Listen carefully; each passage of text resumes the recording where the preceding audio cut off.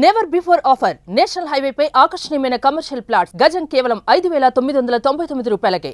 నమస్తే, welcome to Suman TV. నేను మానస.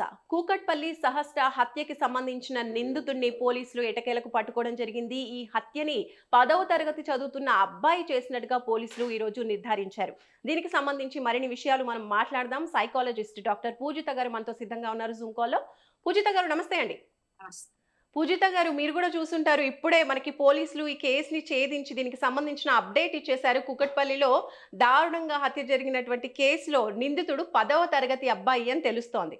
So 10వ తరగతి చదువుతున్న అబ్బాయి ఇంత దారుణానికి ఒడిగట్టాడు అంటే అసలు అతని మైండ్ సెట్ ఎలా ఉండుండొచ్చు, ఇంత దారుణం ఎలా చేస్తుండొచ్చు? యాజ్ అ సైకాలజిస్ట్ మీరేం చెప్తారు?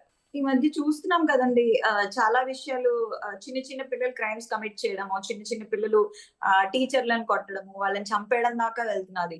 సో దీన్ని మనము చాలా సీరియస్ గానే తీసుకోవాల్సిన అవసరం. ఎందుకంటే ఎన్ని లాస్ పెట్టినా పోక్సో మీద పెడితే ఇంకా పోక్సో మీద కాన్సన్ట్రేట్ చేసి ఇంకా వాటి గురించే మాట్లాడుకుంటాం, లేదా క్రైమ్ జరగగానే ఆ క్రైమ్ గురించే మాట్లాడుకుంటాం. మనకి sexual abuse cases, sexual assault cases చిన్న పిల్లల మీద కమిట్ చేసింది. సైకలాజికలీ స్పీకింగ్ వాళ్ళది నార్మల్ ఫ్యామిలీయా, డిస్ఫంక్షనల్ ఫ్యామిలీయా? సపోజ్ ఫర్ ఎగ్జాంపుల్ మనకి లెట్స్ అస్యూమ్ ఈ అబ్బాయి ఎవరో క్రైమ్ కమిట్ చేశారు, ఈ అమ్మాయిని చంపేశాడు అంటే ఆ అబ్బాయి తాలూకా ఫ్యామిలీ నార్మల్ ఫ్యామిలీయా, డిస్ఫంక్షనల్ ఫ్యామిలీయా? డిస్ఫంక్షనల్ అంటే ఇక్కడ మందు తాగేసి వైఫ్ ని కొట్టడము, ఇంట్లో గోల్ క్రియేట్ చేయడము, ఇంట్లో అమ్మా నాన్నకి విపరీతమైన ఫ్రిక్షన్ ఉండడము, లేదా వాళ్ళిద్దరిలో ఏమైనా మానసిక సమస్యలతో బాధపడము. సో ఇలాంటివి ఉన్నప్పుడు జనరేషన్స్ వారీగా అంటే కొన్ని హెరిడిటరీగా వస్తాయి, కొన్ని జెనెటిక్ గా వస్తాయి. సైకలాజికల్ డిసీజెస్ అంటామా, ఇల్నెస్ అంటామా, కొన్ని జెనెటిక్ గా వస్తాయి డిఎన్ఏ ద్వారా.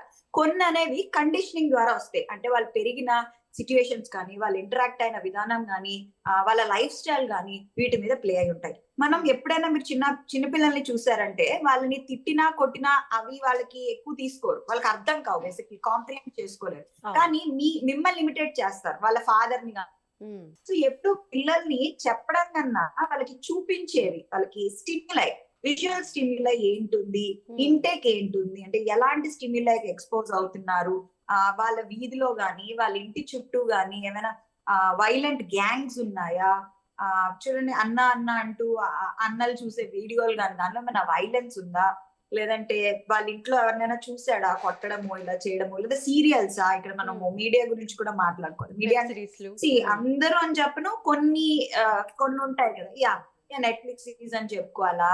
సో ఎక్కడో ఒకటి చూసే కదండి ఈ అబ్బాయి నేర్చుకున్నాడు. అంత హింసాత్మక ధోరణి అంత చిన్న వయసులో స్టార్ట్ అయిందంటే కండిషనింగ్ వల్లే అనుకోదు. అంతలాగా అబ్బాయి బుర్రలో విషము వెళ్ళిపోయిందంటే అన్ని విధాలుగా మనం వీ హ్యావ్ టు బ్లేమ్. అసలు అబ్బాయి మానసిక స్థితి ఏంటి? ఇక్కడ మనకి కొన్ని పిల్లల్లో చిన్న సైకలాజికల్ ఇండిఫరెన్సెస్ వచ్చినప్పుడు ఫస్ట్ ఎవరికి తెలుస్తుంది? ఇంట్లో వాళ్ళకి తెలుస్తుంది. సెకండ్ ఎవరికి తెలుస్తుంది? School is the second home అంటారు, స్కూల్లో వాళ్ళకి తెలుస్తుంది.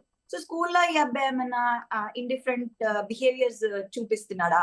అంటే స్కూల్లో ఎలూఫ్ గా ఉండడం, మిగతా పిల్లలతో గొడవలు పెట్టుకోవడము. అండ్ ఇక్కడ సిచ్యువేషన్ చూసినట్లయితే 80,000 రూపాయలు ఇంట్లో ఉన్నాయని తెలిసి ఆ అబ్బాయి అవి దొంగతనం చేయడానికి వెళ్ళి అడ్డొచ్చినటువంటి సహస్రాన్ని కూడా విపరీతంగా 20 కత్తిపోట్లతో పొడిచి చంపాడు. అది కాకుండా చనిపోయిందా లేదా అని కూడా చూసుకోవడం, చెక్ చేసుకొని గొంతు కోసి చంపాడు అనమాట. ఇంత దారుణం అసలు.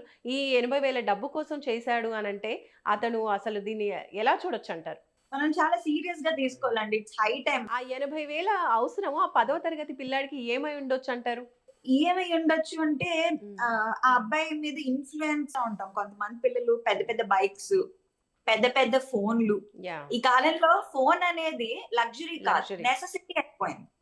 అండ్ ఇంకో విషయం ఏంటంటే లెటర్ కూడా రాసి పెట్టాడు అబ్బాయి, క్లియర్ గా నోట్ మీరు చూడొచ్చు, మేము లైవ్ లో కూడా చూపిస్తున్నాము. ఫస్ట్ నుంచి లాస్ట్ వరకు కూడా స్టెప్ వైజ్ గా ఏ విధంగా చెయ్యాలి, తర్వాత లాస్ట్ లో మిషన్ డన్ అని కూడా పెట్టాడు. అంటే ఎంత కాన్ఫిడెంట్ గా ఉన్నాడు ఈ కేసు విషయంలో, తను ఎలా చేయాలనుకున్నాడు, పర్ఫెక్ట్ గా ఎలా ఇంప్లిమెంట్ చేయగలను అన్న కాన్ఫిడెంట్ తో మిషన్ డన్ అని కూడా దానిపైన రాశాడు. సో ఒక్కసారి లెటర్ కూడా మీరు చూడొచ్చు డిస్ప్లేలో.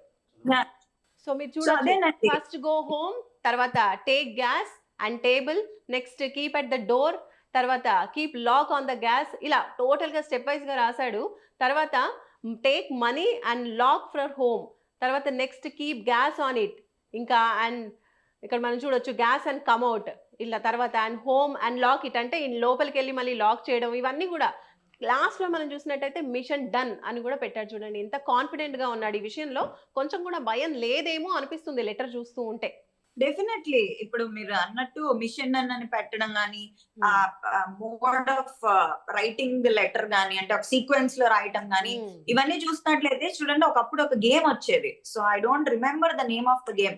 సో అందులో ఏంటంటే రకరకాల పనులు చేసి చివరికి అది సూసైడ్ చేసుకునేలా చేసే ఒక గేమ్ వచ్చేది. చాలా ఇన్ఫ్లుయెన్స్ చూపించింది, చాలా మంది సూసైడ్లు కూడా చేసి. సో ఆ గేమ్ అనాలా లేదా ఇలాంటి గేమ్స్ అనాలా? సో మీ పిల్లలు చూసే సినిమాలు ఏంటి, and what kind of content? YouTube ఉంటుంది కదా, YouTube browser, YouTube history check చేయండి మీ పిల్లలు.